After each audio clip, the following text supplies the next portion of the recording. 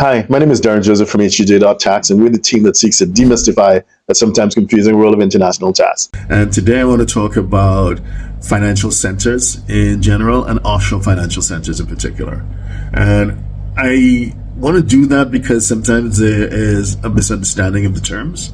So the terms perhaps are relative, but I think when exploring opportunities and structures, it's good to have a sense as to what the consensus is. Let's talk about what a financial center is. According to the IMF, or the International Monetary Fund, a financial center is a city or region where a large number and variety of financial service institutions are headquartered, which kind of seems pretty obvious. That's what you would expect. Now, as a subset of that would be the offshore financial center.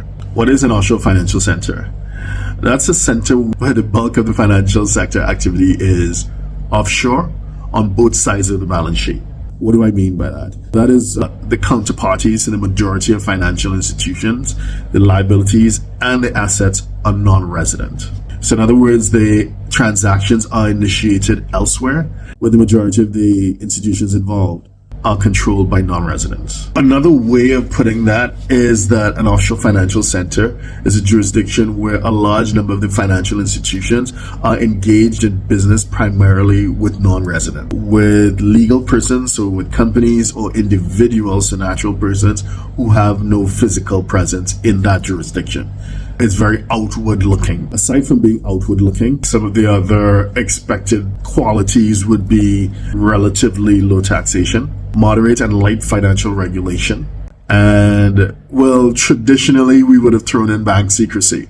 But given the fact that information sharing agreements are now the norm, I would say that I'm one of those that says that privacy is largely dead. When it comes to offshore financial centers, though, we're talking about quite a wide range of jurisdictions. You can talk about jurisdictions like Hong Kong and Singapore, which have well-developed financial markets, infrastructure, and where there is a considerable amount of value add that takes place within those jurisdictions, because you have this critical mass of professional advisors and relevant institutions that add value to the transactions, as opposed to the other side of the spectrum would be some of the smaller Caribbean islands, so like BVI or Caymans most popularly.